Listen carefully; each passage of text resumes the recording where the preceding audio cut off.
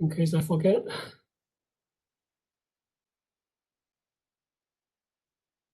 So you start with x equals to 50, and then you go to while loop, right? So step 1, you check, is x greater than 10? Yes, it is, right? X greater than 10, yeah. So yes, so you go inside, and then you make x equals to x divided by 10. But this is actually a modulo, remainder. So 50 divided by 10, the remainder is 0, right? So now x equals to 0. And then after that, you go back. You go back to the while loop to check to see whether it is. So let's see, going back to step 2, right? Step 2. And then you're going to say check, is x greater than 10? No. So actually, so the second step will not be executed. So only the one step, the first step will be executed. Does that make sense? Yep, thank you. Yeah.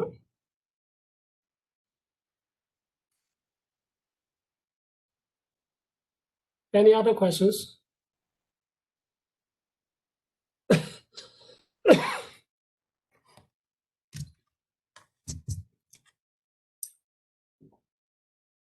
No other questions? Do you need more time? Nobody answers?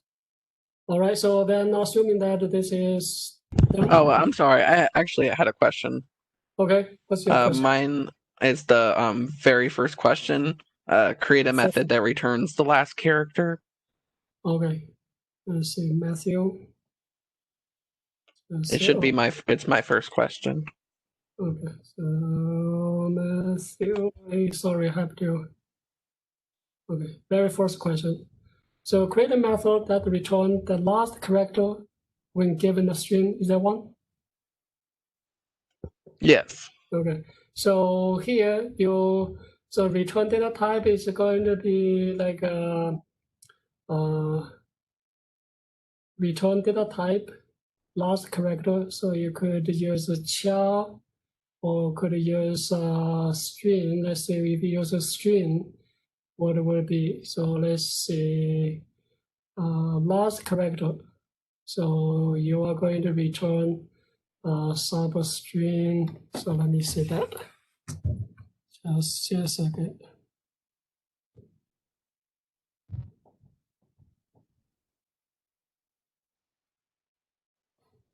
Okay.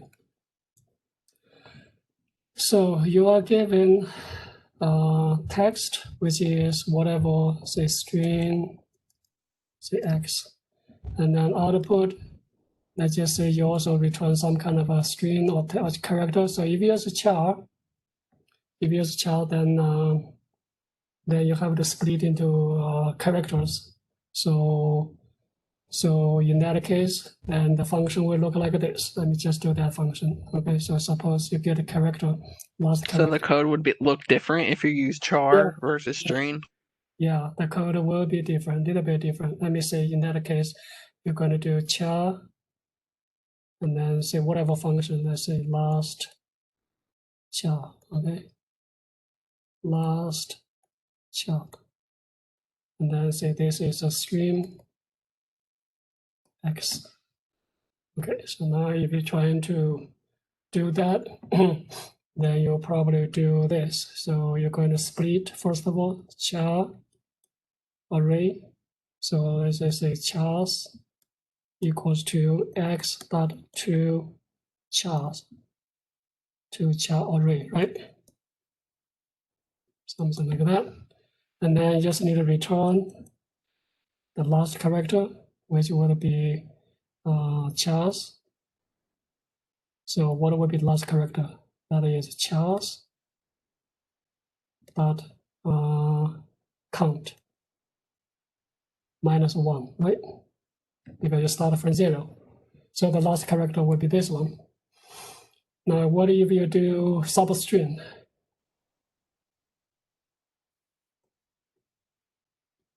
So let's just say in that case, we still have the same input, say X, and then this is last character, which is a string.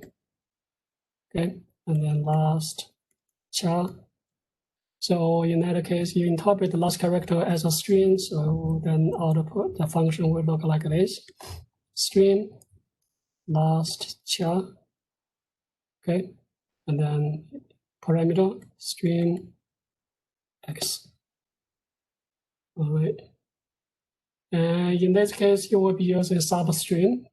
So you will do return, so let's just say it's result, okay? String result. Okay. And then you also need to get a length. So that will be integer length, len equal to x dot length. Okay. And then you return the result will be equal to x dot sub string. Okay, then you need to decide what is last location. Last location is going to be length -1, right? And then you take one character, okay, and then you return result semicolon. So this would be the second way to do that. All right, now let's look at the answer choices here. The first one, the function head is correct. However, this substring will be, no, this is actually give you the first letter. The first one, the answer A will give you first letter. And then the second, answer B give you also the first letter, but the string is correct. Okay, the return data type is correct. But the first one, return data type is wrong. And also you're not getting last one, instead of getting first character. And then next one, child, last one, that return X substring. So again, this is return data type is wrong, because when you use substring, you're returning substrings like a text. And then this part is correct. So you get last character, which is correct. However, this is not going to be child. So C is also wrong. And the D string and last character of that, and then return X dot substring, X dot length -1. So this is actually the right choice. D is correct. So I guess you may have some, it's all of them. Okay, so basically the first one will be incorrect. First two are incorrect because you're not getting last character at all, okay? The last two does get the last character. However, the first one's return data type is char, C is return data type is char, B is return data type is a string, which is correct because substring will return a substring, not a text, not a character. All right, so that is answer to the question. Anybody else? Any other questions?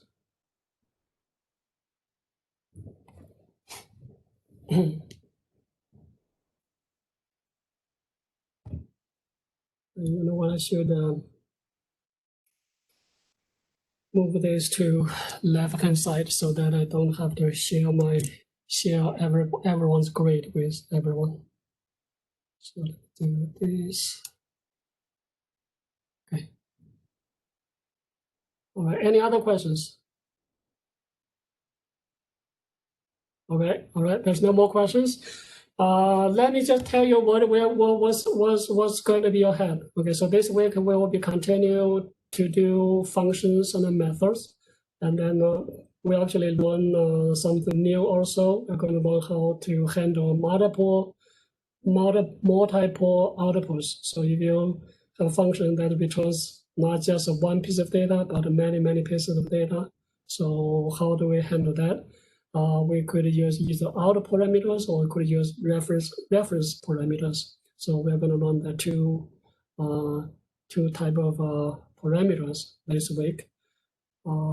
Maybe reference parameter, we do not have time to cover that this week, but we'll do that at the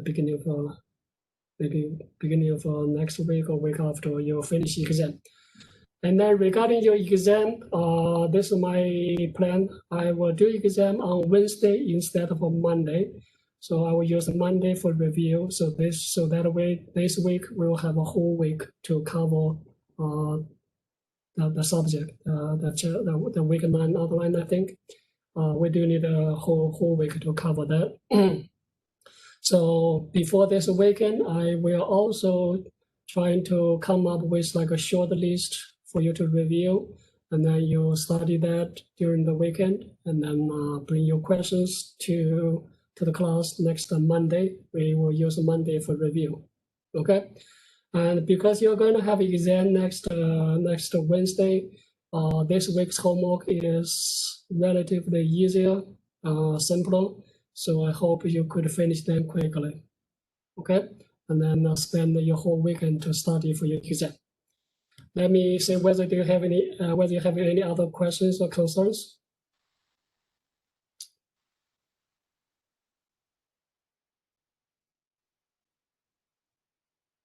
Nobody? No questions? Okay, so if there's no questions, do you have any questions about the homework hands-on questions? So let me take a look at hands-on questions to see whether there's a need to go over that in class. So that would be week 8 outline. So let me move this up to the screen also. Okay. All right, so let's take a look at the question here.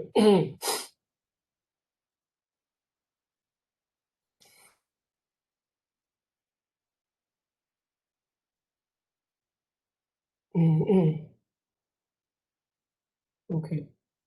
So the first, you have 4 writing questions. You create 4 methods. The first one is simply mapping those letter graded to points, grade point. So that should be easy one, right? So just use case switch. And then the next one, to create a method, test whether integers. I think we did that in class. Anyway, we did that. And then create a method to Celsius that converts temperature in Fahrenheit into 1 in Celsius. What is the formula? You know the formula, do you? Fahrenheit degree minus 32, and then times 5 divided by 9. I think that's the formula. So you should use, just basically just conversion. So that should be easy. And then create a method to sum, to create, I think we did that also in class. So actually 2 out of 4 questions we already did in class. So that should be straightforward for you. And then next question, hands-on question, which is a Visual Studio project. So you need to create a function so that when you are given a text and a character, the function finds the number of the character in the text. Okay, so that is actually a new question. So let's see, how do we do that? We can do that inside a project. We can open up last week's project. Let me do that in here.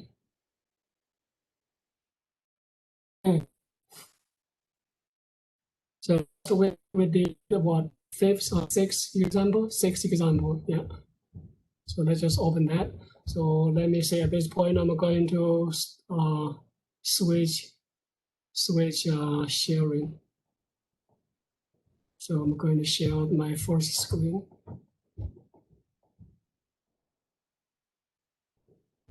Okay, so it'll be still recorded. And then let's open that. Okay, so we'll write the functions inside instead of using whiteboard.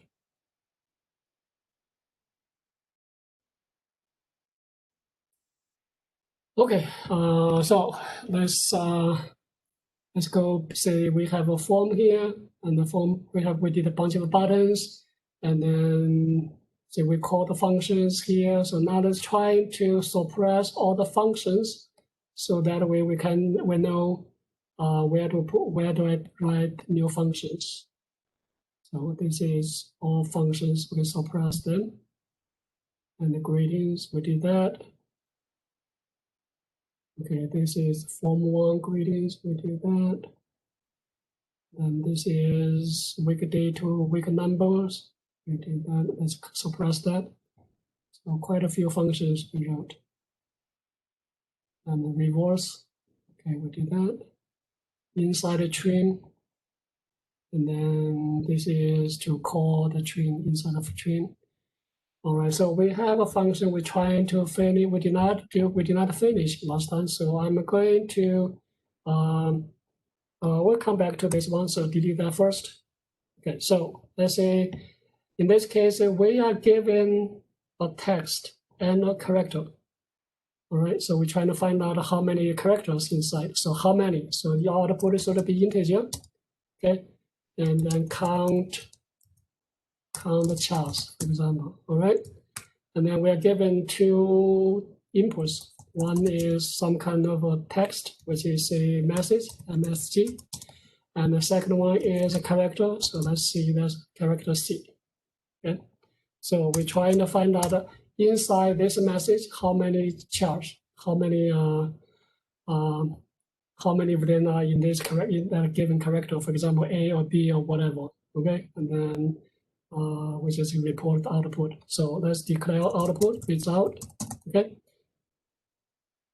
and we should initialize to 0 because we're going to use loop, right? And then we're going to just accumulate. When we find one character, match that, we'll say the result will be increased by 1. So just so that we start with 0.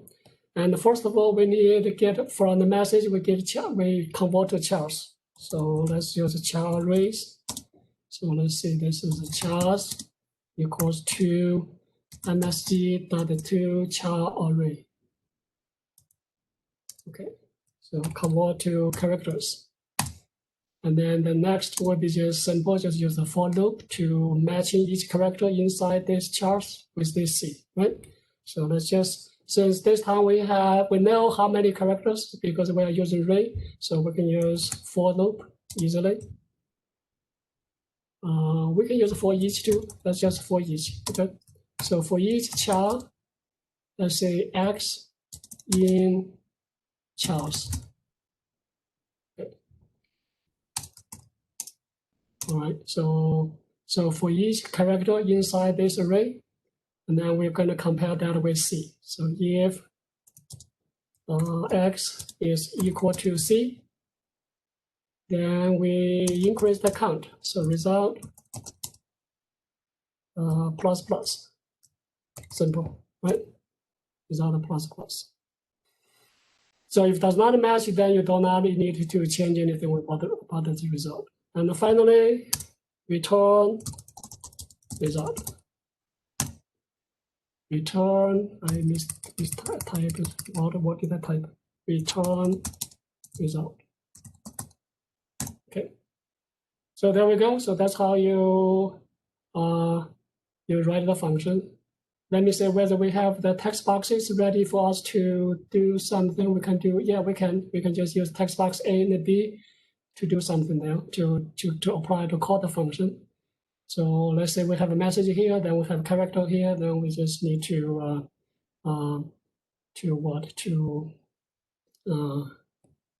change that to call the function. So we can just do a button here. Let's see. Hold on, what happened here? Oracle Developer Tools for Visual Studio. No, not this one.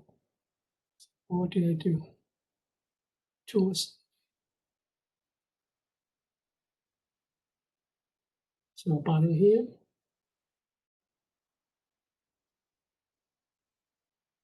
Okay, so let's give a name for the button. So btn, let's say count. Okay. Then the text. Okay, text is count chars. Okay. All right, let's double click. So to call the function we just made, we need for each output, for each input, we need to declare variable and initialize it. Okay, so we do that first. String, let's just say string whatever, say message. Okay, and then we need a char and C. Okay, And this name can be different, does not have to be exactly same as the parameters. So you can just use different names, okay? And then let's just say message will be coming from text box A dot text. Okay. And then what about character? Character is going to be coming from txtb.text. But however, we need to convert to chars, right? So can we do that here? To char array only. So, well, let me see. We do convert here. Probably not. Convert to char. Do we have a char to convert to char here? Yeah, we do. Okay. Convert to char. All right, so after we have those inputs, now we need to declare a variable to hold output. So that variable is going to be integer. So let's just say there's a count. Okay. And now we can call the function count is equal to call the function. So that would be count chars. Count chars. Okay. And then we provide the input. So first one is message that's coming from text box. And the second one is the C that is coming also from text box. Okay. All right. And then we can just use text box C to show the result. Text box C dot text is equal to count. Okay. And then of course you need to convert to string. Okay. All right, so there we go. So that's basically just your Visual Studio question. All right. Anybody has any other questions about this about homework? I had a quick question. Yeah. When I do mine, where it says if X equals C, mine is underlined in red for some reason. Or the for each statement. This one should equal. Yeah, that's what I meant. Sorry. So X equal to C, that means you're comparing this char with this char to see whether they are same. If they are same, then you just increase the count. Okay, I understand. I just maybe so something go else. over at a different time. Yeah. So it doesn't matter. Yeah, something else before this, after that. Or maybe you can just show me after class. Okay, thanks. Okay. All right. Anybody else has a question? No questions? All right. So if there's no questions, I'm going to go to week 9 outline. So for week 9 outline, let me see. I have a little bit of schedule. Instead of following that outline closely, I'm going to do something a little bit different. You know what I am going to do? Let's see. I'm trying to manage time wisely.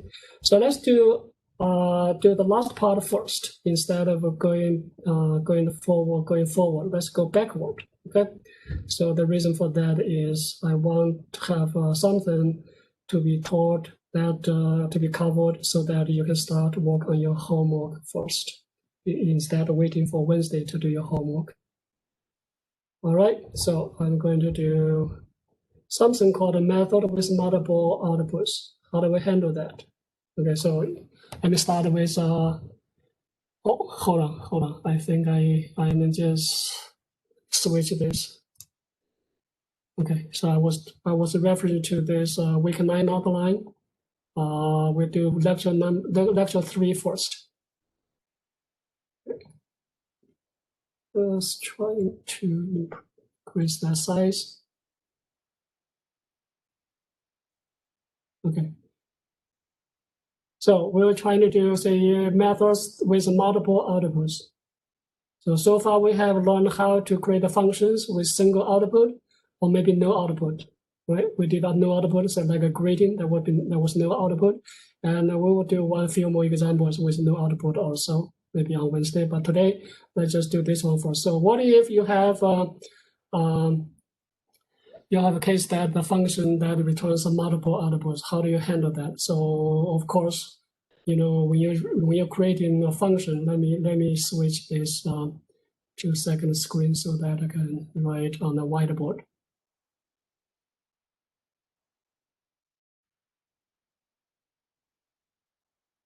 Okay, so let's go back here. Okay, so remember we have we create a function. Let's create like a business process view first. So we have say output, right? Input and then output, right? And then we use this output type. So the output type may be a text or char or integer. And then say suppose this integer, this is like just say the function name, say do it, okay? And then this have x or y as parameters. So let's just say this is string, and this is double. Okay, so you are going to convert this into function head as this way. So function return data type will come to the beginning. If there's nothing to be returned, then you use void, right? And then the function name will become here, do it, okay? And then the parameters, all these parameters, inputs will be listed as parameters inside the parentheses. So say we have a string, x comma, and then double, y, parentheses. And then you start to write a function code inside, right? Inside the parentheses, inside the curly brackets. Okay, so remember this in this case, the function returns only one data type, one output. Okay, if no output, there's a void. That's also easy to handle. So what if I have a situation that I need return multiple things? So for example, if I give you a list of data, suppose, okay, say the input is some kind of data is some kind of list, okay, so list double. All right, and then you need to use the data to do analysis, right? So you can generate many different statistics. For example, maximum, minimum, average, and then standard deviation, blah blah blah, right? So in this case, you have multiple outputs. So how do we handle this situation? Okay, how do you handle this situation? So there are two ways to handle this. The first one is if you output multiple outputs are same kind of data, or they are all data, then you can use array or list as output. So that way you do not have to handle that differently. Okay, so in that case, suppose you're going to use list here.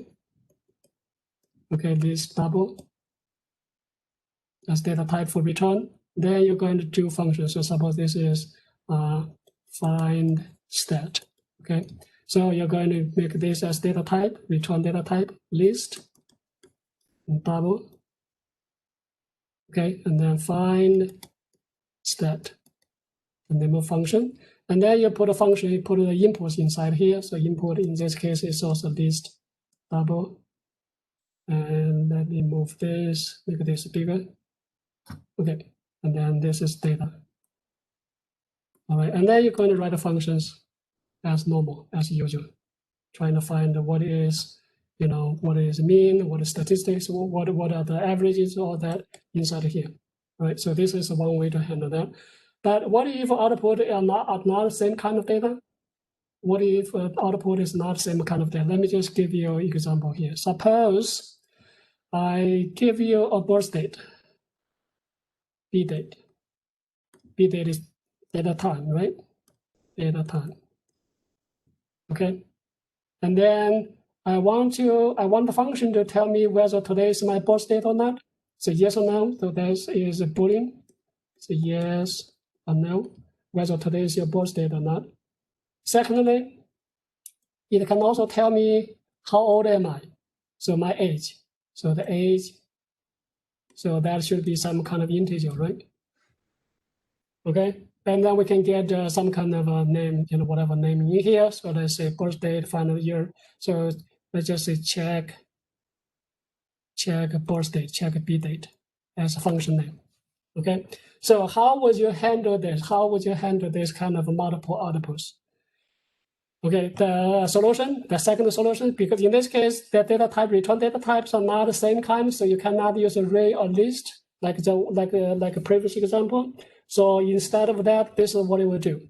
This is, so first of all, you make this function not returning anything as overall. So it's just a void. Say check bdate as a name. Okay. And then you list the parameter input parameters. So here we have a data time. And then bdate. Okay, comma. And then for each output, you make them as output parameter. So this is how you do it. Okay, so you say out, start with out, and then data type, which is a bool. Okay, and then you give a parameter name. So let's just say is my bdate. So give a name, comma. So for each output, you create you make it as a regular parameter, but it's out parameter. So put out in front of it. So make put a keywords out in front of the description. Otherwise, without this out, this will be considered as input, right? Just like a data time birth date here. So, but put out in front of it, that means this is not going to carry data into the function. Instead, this parameter is going to carry data out of the function. Okay, similarly, for age, we'll do out, and then integer, and then we say this is age.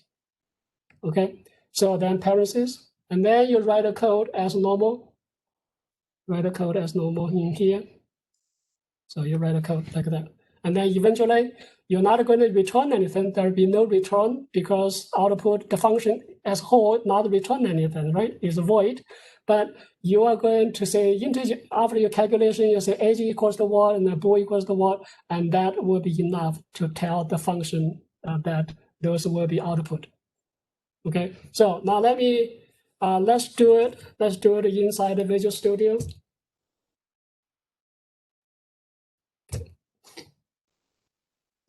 So for this one, I have to switch back and forth because my one screen is for whiteboard, another screen is just for Visual Studio. So let me sharing the first screen again. Okay. All right, so let's go to Visual Studio. And then we can find a place to create the function. So we'll do it here. Maybe, yeah, we have function created, just created 2 functions for homo. So let's just create another function inside. Okay, everyone, you follow me, put your hands on, okay? Put your hands on, you need to work on your Visual Studio project. So I'm going to create a function that is a check birth date. So void, okay. And then check bdate. Okay. And given data time, which is bdate. So that would be user's input, right? And then we say out, who is my bdate? Yes or no, right? And then out, integer, say age. Okay. Curly brackets. So now let's try to see how can we find the age? How can we find whether today is my birth date or not? By using this bdate. So to calculate age, that's a simple one. So I'm going to use time span. So time span. Okay, let's say TS equals to today's date, data time, and now minus bdate. Okay. And with that, I can find the age equals 2. So now you put age on the left-hand side, and then you're trying to put a value to initialize the age to some kind of value, and that age will be output. That age, that whatever value you put here will be output. So when somebody call this function, and then it would say when they get age, you will get age variable, put a output of age parameter, and then the age parameter will have value to be used. Okay, So we'll use the example to demonstrate that also. All right, so age, and then that will be TS dot days, okay, number of days divided by 365. So that should be give you the age, right? Okay. Now, how can we find whether today is my birth date or not? So that's also simple. So what we do is I need to find out what is, well, we know today's date, which is system.data data time.now. Okay, so we'll do the if, okay. So we'll do b date dot month, okay, is equal to data time dot now dot month. So if they have the same month and they also have the same day, b date day is equal to we'll do data time dot now dot day. Okay, so that's pretty simple, right? So basically you check whether they have the same month and the same day. If yes, then we will say, let's put inside the curly brackets, okay, even though it's just one line. We'll say is my birth date is equal to true. Okay. And otherwise, else, and you say is my birth date equals to false. All right. And that's it. That's all you have to do. There's no return. There's nothing to be returned. Okay. So this is how to create the function. Now let's try to call the function. Okay. So I'm going to use the same text box, 3 text boxes that we did in week 6 of the six project. So we have text A, B, C, right? So we can create a button. I'm going to use the first one for you to put like a text for you to put like a date, say whether it's a birth date or not. And the second one will say your age, and the third one will be telling you whether today is a birth date or not. Okay, so I'm going to create a button to do the calculation, to call the function. Okay. And let's give a name for that. Let's call that btn check date cd. Okay, simple. And let's say the name, the text is check date, check birth date, check b date. Okay.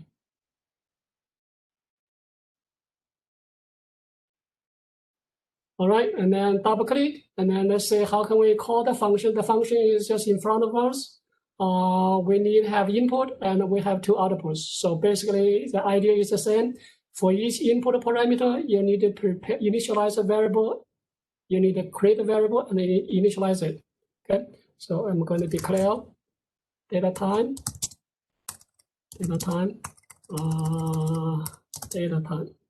okay, and let's just say BD. Okay, so we have an input variable. We have input, and now we initialize it. BD equals to txta.text. And then of course we need to do conversion. So we need to convert data time to data time. All right. So that's typically you would do for when you're calling function. For each input, declare variable and also initialize the variable. All right. And now what about output? For each output, you need to declare variables. That is basically the same thing as before. So we have 2 outputs to receive result. So we need to prepare 2 outputs. So first one is Boolean, okay, bool, and then that is b date, or you can just use same name, does not matter, is date or is b date. Okay, so that is output for this variable, for this output, and then we need to have a variable for holding the age. So that is integer, the age. Okay, So you will do that for each output variable, each output parameter. And then we are ready to call the function. So remember, this function does not return anything as a whole, it's a void, right? So we just call the function as a command. So we're going to say check bdate, okay? And then list parameters, so left parentheses. The first one will tell you, so bdate, check bdate, right? And then first, hold on, has something wrong here? Did I misspell anything? Let's see. So make sure it's the same name, check bdate. Okay, so the first one is going to be the birth date, so bd, comma, okay. Oh, right here, it's already showing here. Sorry for that, I was not. So here, so the first one is telling you that you need to have a birth date as input, and now you need to have two variables for output. So the first one is for receiving data, say whether today is your birth date or not. And then you, for each one, because it's out, you have to say this out, okay? And then say is bdate. So basically you're passing this variable, you're putting this variable into this place. So after the calculation, after this method is calculated, then this variable will have the value returned by this function. Make sense?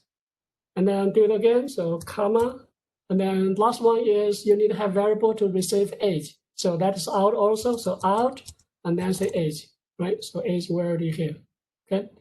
And then this is just simply call the function, calling this function, and then after the function is called, and then everything, this code will be executed, and after that, then this one, whatever the second place will show you whether it's today's your birth date or not, and the third one is showing the age. Okay, so after that, I'm going to put data into it, put a result, output result. So I'm going to use text box B to show age.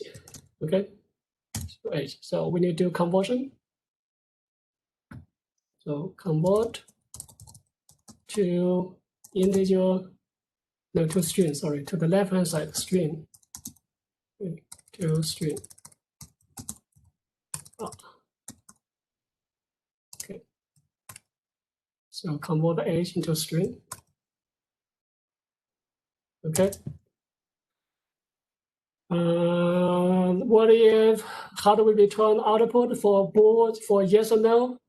We could just do true, false, output that, or we can just write something a little bit more sophisticated. So you say if, okay, is birth date, is bdate is equal to true, okay. And we can just output that, say txtc.text. I will output that as happy birthday. Happy birthday, okay.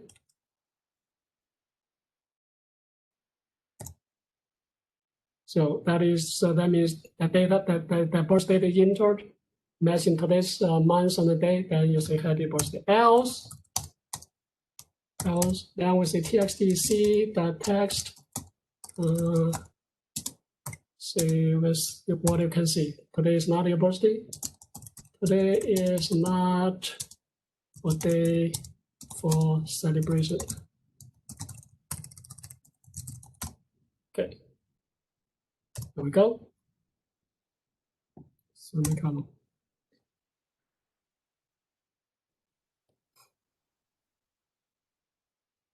All right, you can test it. Find this. Let's just try to put is everybody okay? If you're slow, if you want me to slow down, just let me know. Okay. Otherwise, assuming that you are on track. No problem, right? So let's run it.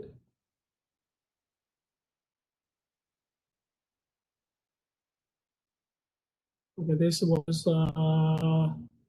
the grading function. Okay, so now let's try and put the data here. So let's say, suppose I put a date like 26, 1989 here. Okay, so let's check. And then I'm 31 years old, and then happy birthday. Okay, That's what I get.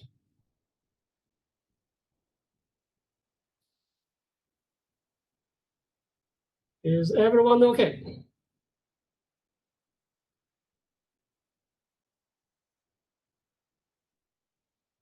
Yes or no?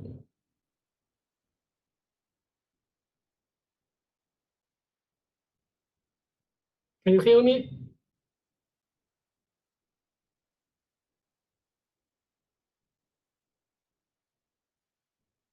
Okay. Now, if there's no questions, now let's try to create another function without parameters. So this time, let's say I want to create. Let me say what I want to do here. Let's say let's suppress these two functions. Suppress. Okay, suppress that. Let's just still we're still showing the concept. So this time, let's say if I give you a date, give you a date. I want you to find out the year number, month number, and also date value, and then I can use and then I call that function to show that on the screen. Okay. So it's pretty simple. The function wise is pretty simple. So basically, we are going to create a function that get year, month, and day. Okay, from data time. Okay, so let's say that's D. Okay, and then output, we are going to output three things. First, we will get year number. So that's out integer year. Okay, and then we also want to get a month name, so it's out string month. Okay, and finally we also want to get date value, so out integer date, something like that. Okay. So this function is actually simpler than the previous one. Since you already have a date, so the year, you can just get that from the date. So year will be equal to year, hold on, caps, okay. Year will be equal to D dot year. There we go. Okay. And what about month? Can we get a month name? D dot month. Yeah, this actually, hold on, this is actually give you not as a month name, but instead give you a month number. Do we have anything for month name?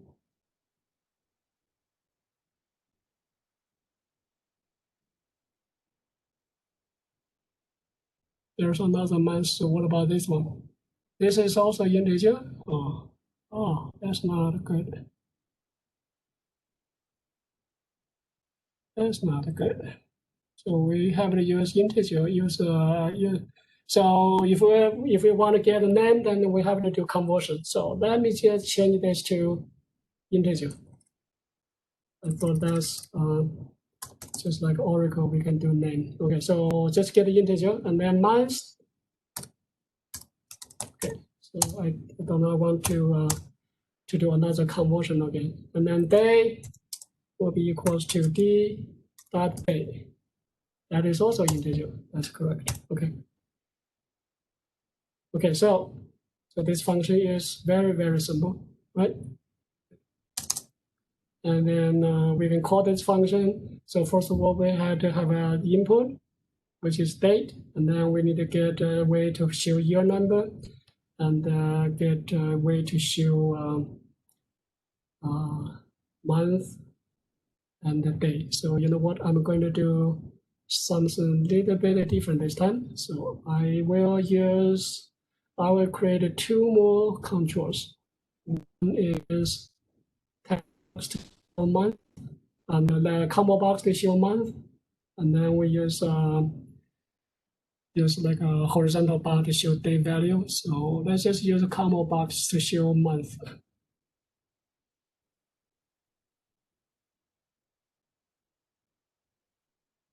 All right.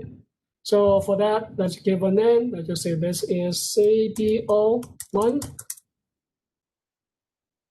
And then let's go to the items, go to items, collections. So inside here, we are going to just say 1, 2, 3, 4, 5, 6, 7, 8, 9, 10, 11, and 12. So basically, I'm showing 12 months, right?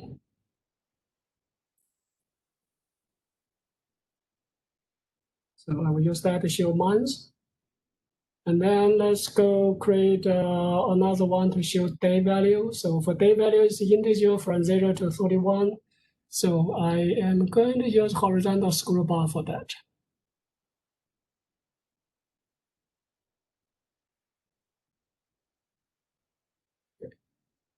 Scroll bar. And then let's give a name for that. Let's just say that is HSB. HSB. Okay, and then say day. Day.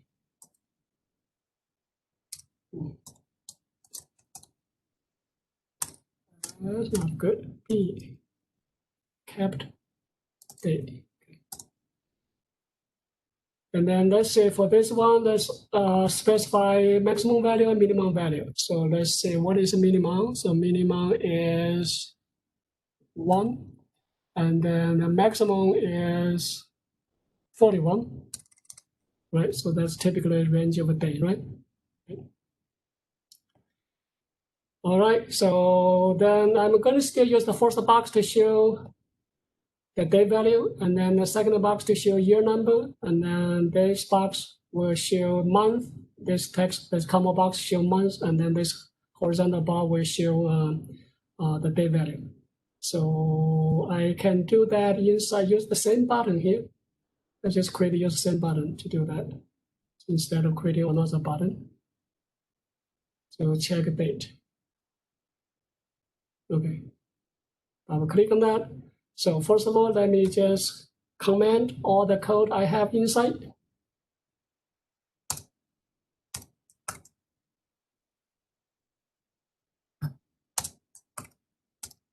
Comment, okay? And then let's just call the function we just created, which is this one, okay? So we need to have input. So we are going to just create, for each input, I'm going to create a variable also, let's say D, okay? And then we initialize it also, T equals to, let's do convert to data time. Then that will be txt_a.text. So that's the same as before. Okay. And then we need to declare variables for output. So basically we're going to have 3 integers output. So that's just an integer, y, m, and d. Okay, all of them are integers. So I declare just once. So for output variables, output parameters, you just declare variables. You do not need to initialize. There's, you can only initialize it by functions. Those y and d will be initialized by this function. We call this function. Then the year number will be get from here, and the months will be getting from here. Okay.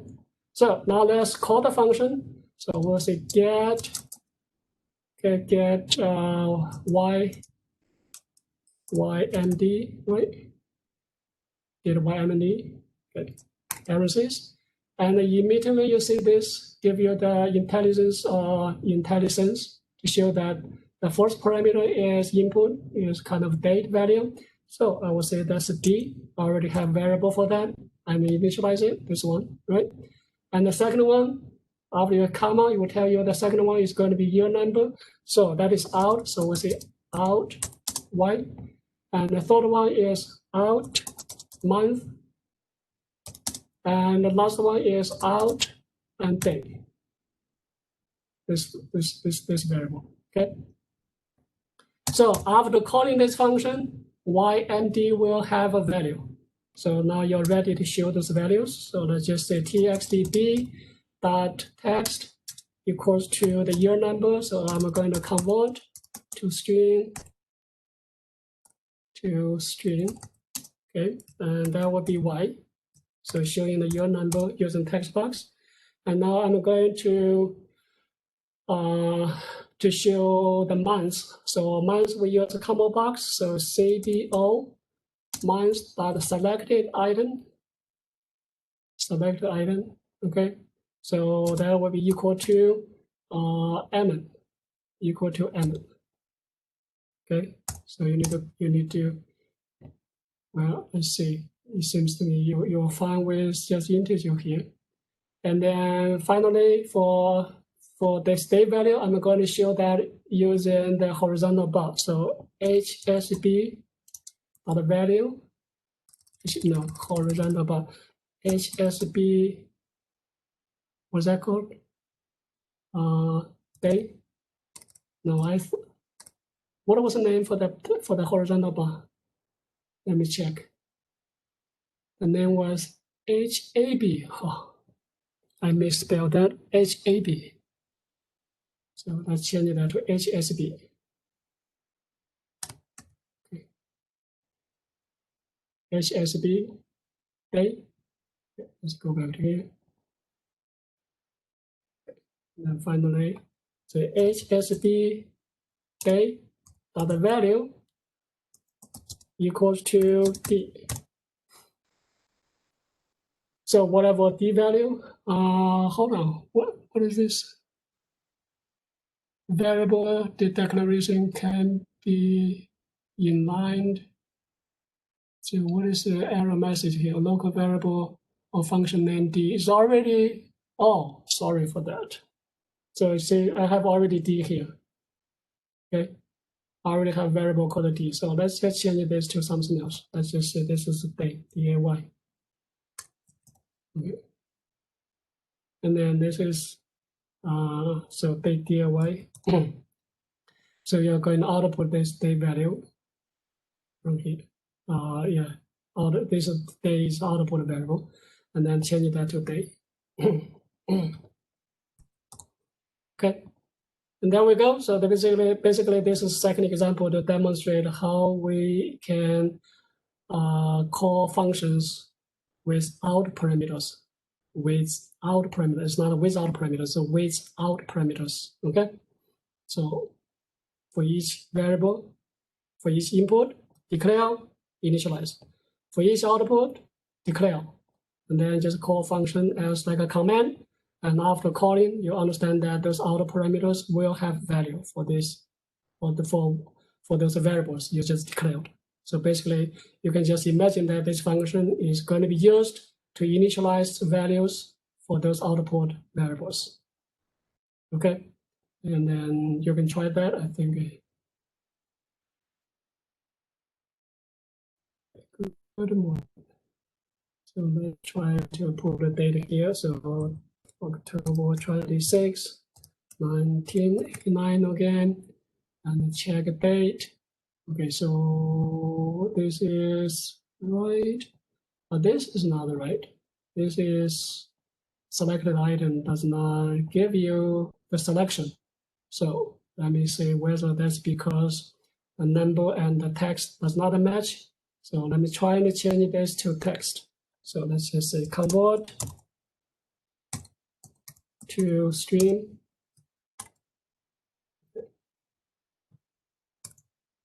So let's see whether that is the reason.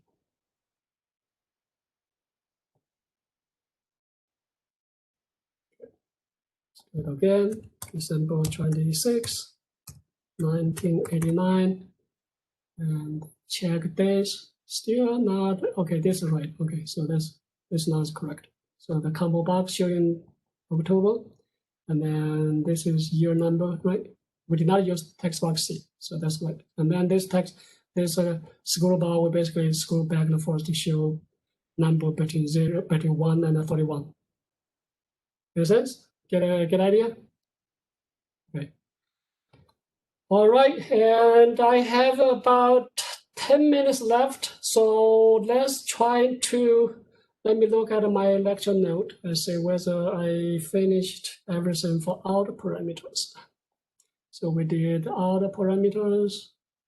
This one we did, example 1, example 2 we also did, and example 3, Example 3 is suppose you're given total number of cents, you want to tell how many dollars and how many cents. Yeah, we can do that. That's easy.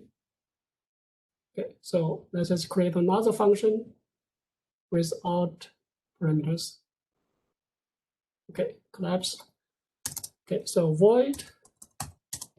Okay, and then so for a number of cents, you get a whole number of whole dollars and also a number of cents. Okay, so function should be very simple. So get D and C. Okay, get D and C.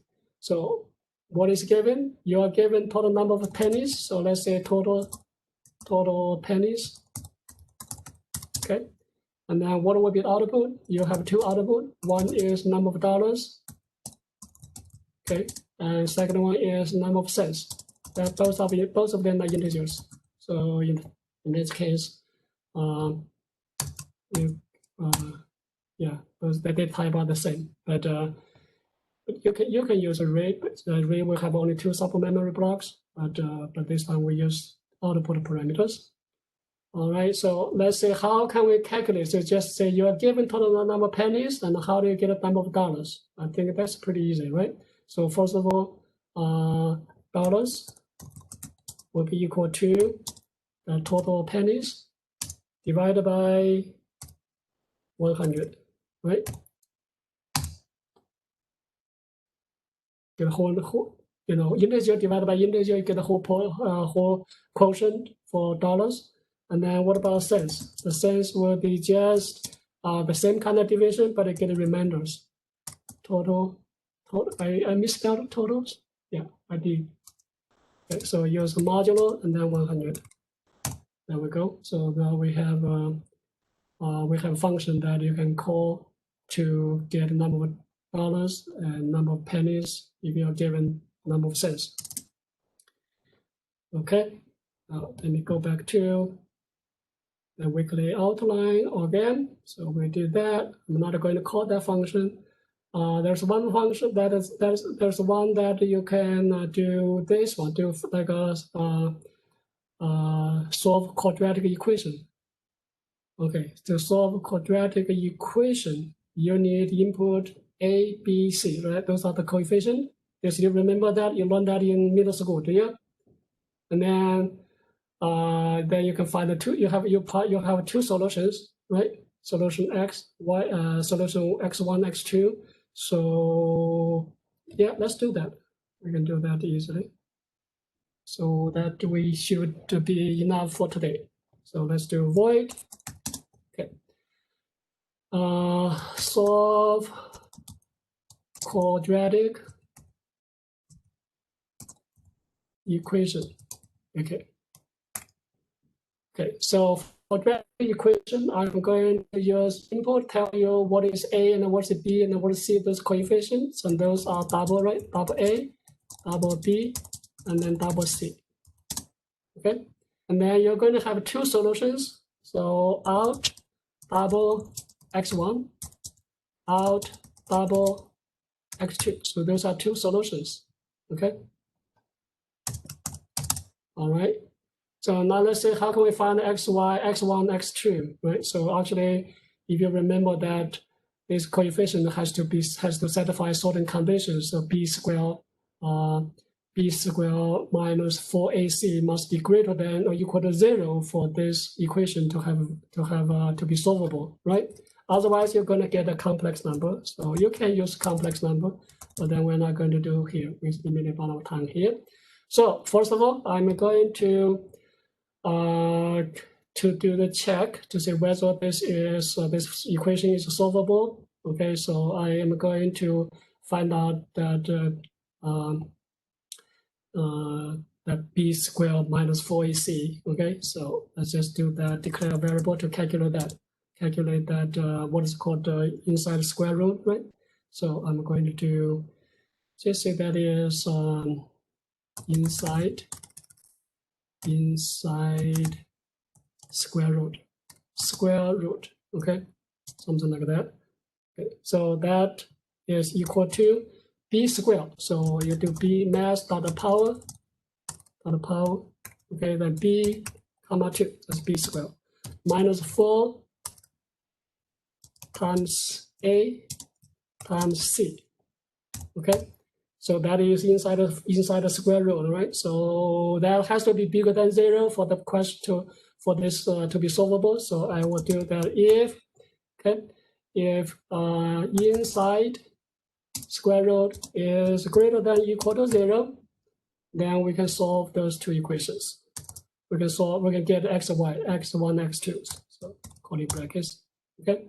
So what is x1? X1 will be equal to. Okay, let's try to remember that.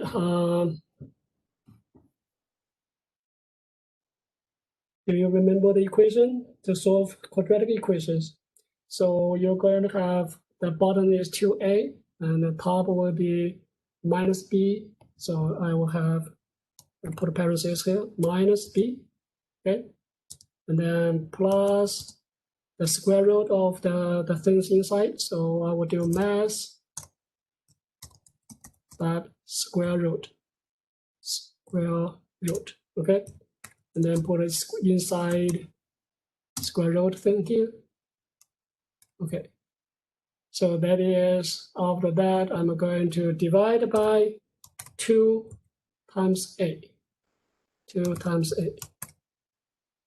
It's 2 times a, not 1 times a. 2 times a. So this is one solution. And x2 will be just similar, but this sign plus change to minus. So I'm going to do minus b and a minus, and then mass that square root again, and that inside square root, okay? And then parentheses, and then divided by also 2a, 2 times a, okay? Curly brackets. So when this equation is solvable, then we have that. Otherwise, else, then let's just say throw new exception, and then you can see that the equation does not have real solution. Real solutions. Okay, something like that. Okay, so then you can like use x, y, z to use a, b, c, use like text box to put those equation the coefficients, and then you can call the function, and then you get x and y as output. Okay, does it make sense, everyone? Okay. All right, so in the first class, we covered out parameters. How do we use out? How do we create a method with out parameters so that each one will output a result from the function?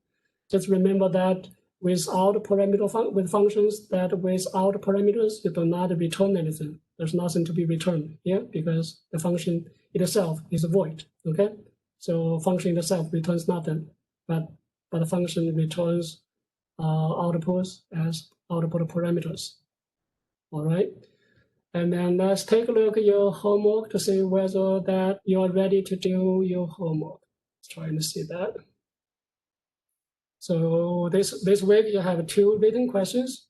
First, you create a method. Given a text, it returns the total number of letters and also total number of spaces.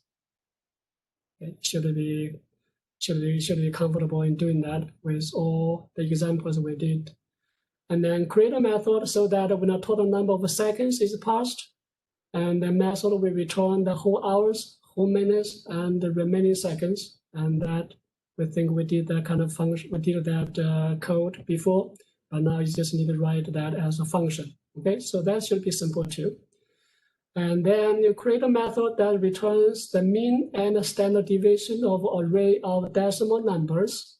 So what is given? You're given an array of decimal numbers, that's the input, and output will be just mean and the standard deviation, right? So you know how to find that, right? Yeah.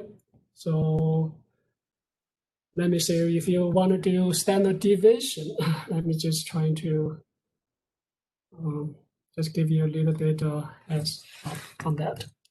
So find the mean is easy, right? So the mean you already say find the average, right? So just find the sum and divide by what? So let's say the mean is equal to whatever x1 plus x2 plus xn divided by n, right? And then how do you find the standard deviation? Standard deviation, actually you need to do variance first. Okay, this is the variance. Variance is equal to x1 minus this mean. We can't see your screen, Professor. Oh, you cannot. Okay, sorry that. So let me switch the screen. So I actually have to always remember to do that. Share the screen. Okay, you get that? Okay, so this is, so if you're given an array, right? So you find the mean, that basically just get a sum divided by the total numbers. So that's mean, right? And after get a mean, then you need to find the variance. Okay, so for each number, use this number minus the mean, and then squared, and then plus next number, and then minus the mean, and squared, and dot, dot, dot, and then plus x, and the last number minus mean, and that number squared. And that total number divided by n, that's the variance. So square standard deviation, STD, it will be equal to that square root. Okay, so just square root of variance. Does it make sense? So you're gonna use two loops, right? So first loop you'll find the sum and then find the mean. In the second loop you're going to use find this sum of these squares, okay, and then divide by n, and then you output that variance. Does it make sense? And then finally, you just need to generate like whatever number of random numbers, like 5,000 random numbers, and put in that list box, and then use that as input to show the function, how to call the function. Is that clear, everyone?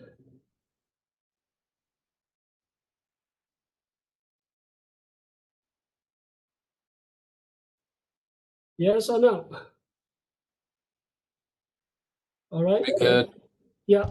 Okay. So then, if no questions, I will see you Wednesday, everyone. Have a good night.